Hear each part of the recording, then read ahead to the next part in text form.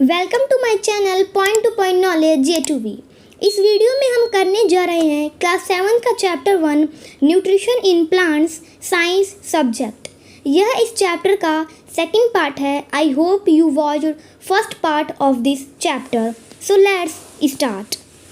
इस वीडियो में हम जा रहे हैं करने फोटोसिंथेसिस के प्रोसेस को डिटेल में जानने, ये कैसे होता है। पहले मैं बता दूं कि यह एक प्रोसेस है जिससे जो प्लांट्स हैं वो अपने फूड को प्रिपेयर करते हैं। So let's know. Leaves are the food factory of plants. पहले मैं बता दूं कि जो लीव्स हैं वही फूड फैक्ट्री होती है प्लांट्स की। मीन्स जिसमें फूड प्रिपेयर होता है प्लांट्स का, वो कौन है? लीव्स हैं। That's why leaves are known as food factory of plants. Therefore, all the raw materials must reach the leaf. Water and minerals present in the soil are absorbed by roots and transported to the leaves. इसमें बता रखा है कि जो बहुत सी raw materials होते हैं जैसे वाटर, मिनरल्स, लीव्स जो है फूड फैक्ट्री हैं, तो वहाँ तक रॉ मटेरियल्स को पहुँचना भी बहुत ज़रूरी होता है ताकि लीव्स फूड को प्रिपेयर कर सके। इसलिए जो वाटर एंड मिनरल्स है जो प्रेजेंट होते हैं सॉइल में, वो कौन ऑब्जर्व करता है? रूट ऑब्जर्व करके लीव्स तक पहुंचाता है and transported to the leaves. Carbon dioxide from air is taken in through the tiny pores present on the surface of leaves, and these pores are surrounded by guard cells. Such pores are stomata.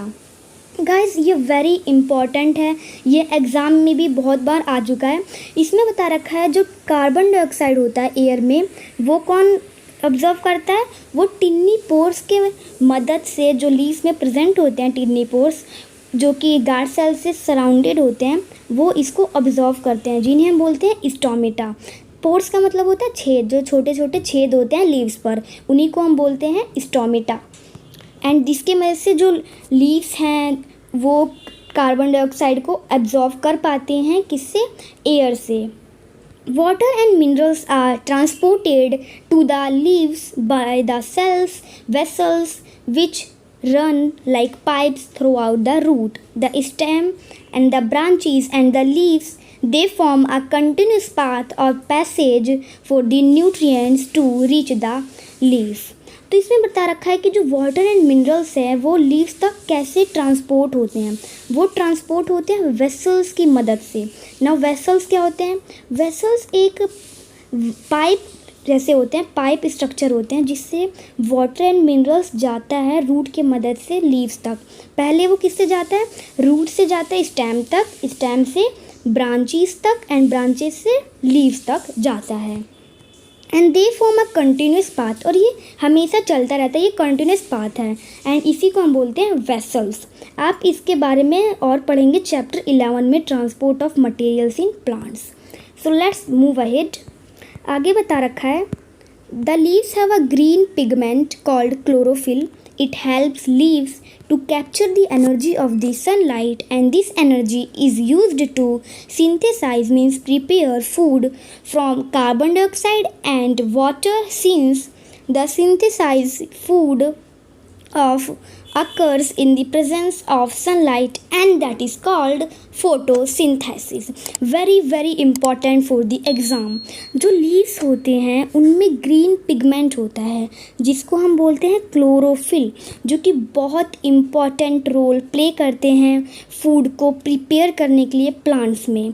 It helps, ये मदद करते हैं जो energy होती है sunlight की उसको capture करने के लिए, एंड इसी एनर्जी का यूज़ करके जो कार्बन डाइऑक्साइड, वाटर का यूज़ करके इस एनर्जी से मिला के इस प्रोसेस से फूड प्रिपेयर होता है। Since the synthesize food occurs in the presence of sunlight, and ये सब किसके प्रेजेंस में होता है? सनलाइट। अगर सनलाइट नहीं होगा तो जो क्लोरोफिल है वो ऑब्जॉर्व नहीं कर पाएंगे, उसको कैप्चर नहीं कर पाएंगे, जिससे फोटोसिंथेसिस का प्रोसेस नहीं हो पाएगा। अगर सनलाइट है तो फोटोसिंथेसिस का प्रोसेस इजी होता है, एंड इसी प्रोसेस को हम बोलते हैं फोटोसिंथेसिस।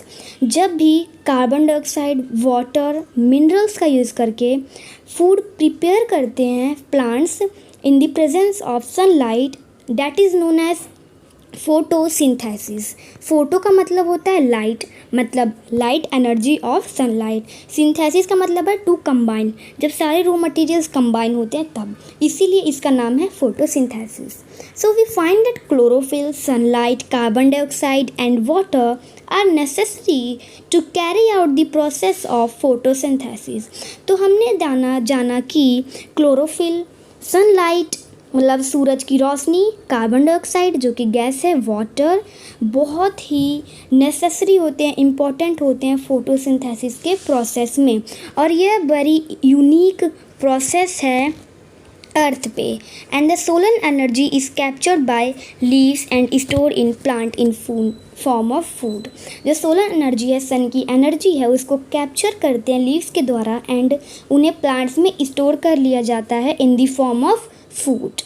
एंड इससे हम जानते हैं कि फूड के प्रिपेयर में sun very important role play करता है। That means sun is ultimate source of energy for all living organism. Very important for exam guys, जो भी इम्पोर्टेंट है मैं आपको बताते चलूँगा। सन जो कि वेरी अल्टीमेट सोर्स है एनर्जी का, जिससे हम एनर्जी को गेट करते हैं फॉर ऑल लिविंग ऑर्गेनिज्म के लिए, ना ही जस्ट फॉर ह्यूमंस के लिए, एवरी लिविंग ऑर्गेनिज्म के लिए बहुत ही इम्पॉर्टेंट है।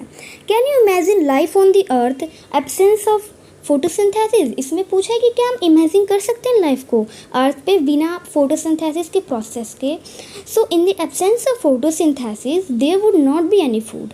अगर फोटोसिंथेसिस का प्रोसेस ही नहीं होगा तो वहाँ पे कोई फूड भी नहीं होगा अर्थ पे। The survival of most all living organism directly or indirectly depend on the food made by plants। जैसे कि हमने फर्स्ट पार्ट में देखा था कि फूड के लिए प्लांट्स पे हम भी डिपेंड है, ह्यूमंस भी, एनिमल्स भी, और भी बहुत सारे लिविंग ऑर्गेनिज्म, इनडायरेक्टली और directly. Beside the oxygen which is essential for the survival of all organism is produced during photosynthesis.